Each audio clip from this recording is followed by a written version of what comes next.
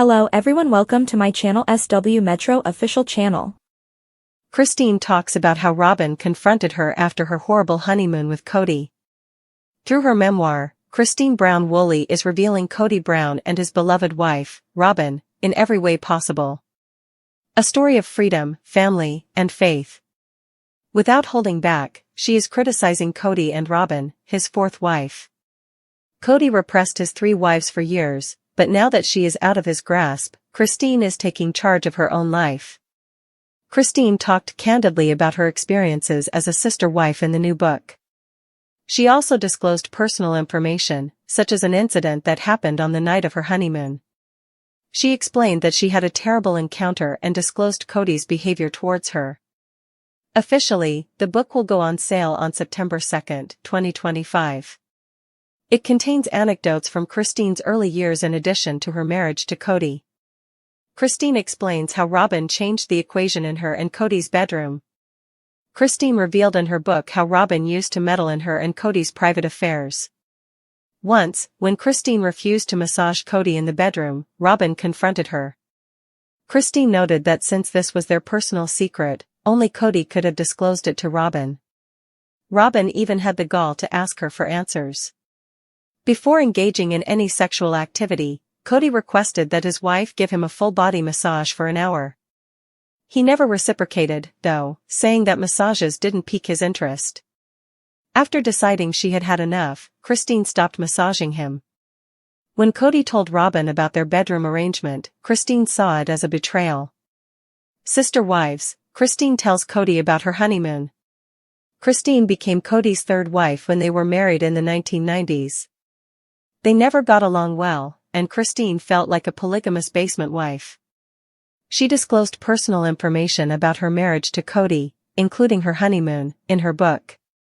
In one chapter, Christine described how she felt deceived to learn that she had been sharing intimate secrets with Kody and that Robyn had later confronted her about them.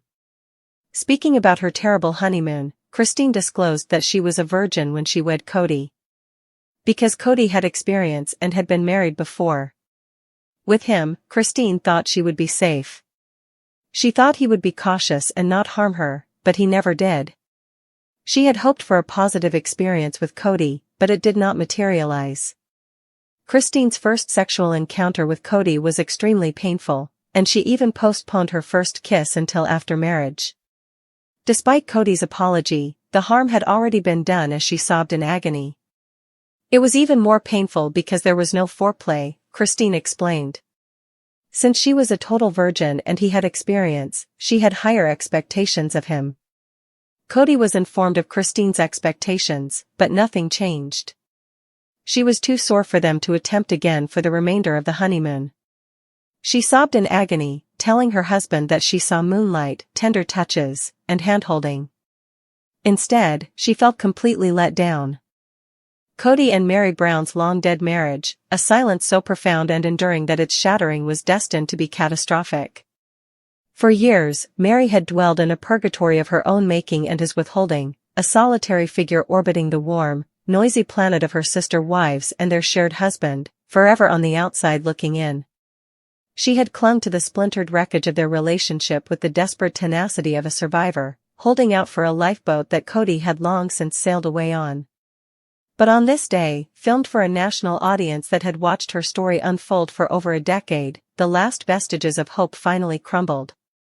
The confrontation that ensued was less a battle and more a final, formal reading of the last rites, a brutal autopsy on a corpse of a union, and in the haunting, silent reaction of Robyn Brown, the wife who ostensibly held the heart Kody had withdrawn from Meri, the entire, tragic truth of the Brown family dynamic was reflected with devastating, unvarnished clarity. The setting was a conversation, a word that feels grotesquely inadequate for the emotional evisceration that took place. Meri, her voice a fragile thread straining under the weight of 1,000 unsaid grievances and 14 years of neglect, finally spoke the question that had become the central, agonizing mystery of her life: why? Why the years of emotional abandonment? Why the refusal to even attempt to mend what was broken? Why was she, the first wife, the legal wife for 2 decades, relegated to the status of a ghost in her own family? Kody, confronted not with anger but with a profound, exhausted sorrow, did not hesitate. He did not dissemble or offer hollow placations. Instead, he delivered a verdict with the cold finality of a judge passing a life sentence. He stated, plainly and without remorse, that he saw no path to reconciliation. He confessed he saw no intricacies in their relationship worth salvaging. He laid the blame not on the infamous catfishing incident, long the public scapegoat for their troubles, but on a fundamental and irreparable incompatibility, a lack of merit in their partnership. His words were not heated, they were chillingly matter-of-fact, the verbal equivalent of closing a ledger and locking it in a drawer forever. Each syllable was a nail in the coffin, and Meri, with a quiet dignity that was utterly heartbreaking, received each blow not with fury, but with the numb acceptance of someone who had known the truth for years but needed to hear the official pronouncement to truly begin to grieve. This moment of seismic rupture between Kody and Meri was devastating in its own right, but the camera, in its relentless pursuit of reaction, knew where the true story was being told. It cut to Robyn, the fourth wife, the supposed beneficiary of this emotional redistribution. And her reaction was a masterpiece of silent, contradictory storytelling. She did not look victorious. She did not smirk with the satisfaction of the last woman standing. Instead, she wept. Silent, perfect tears traced paths down her cheeks as she watched the marriage she had entered into self-destruct in real time. On the surface, these were tears of empathy, of shared pain for a sister wife. But a closer look revealed a far more complex and telling narrative. Her tears were not for Meri's pain alone, they were, profoundly, for Kody's. Her gaze was fixed not on the woman being publicly dismantled, but on the man doing the dismantling. Her anguish was for his burden, for his discomfort, for the difficult position he was in. In that moment, Robyn's reaction screamed what she would never say aloud. Her primary, perhaps her only, allegiance was to Kody's emotional ecosystem. Her entire existence within the family was predicated on being his solace, his safe harbor, the one who understood him. To see him in distress, even self-created distress, was a threat to the very foundation of her role. Her tears were a performance of wifely duty, a demonstration of her unique and profound connection to his inner world.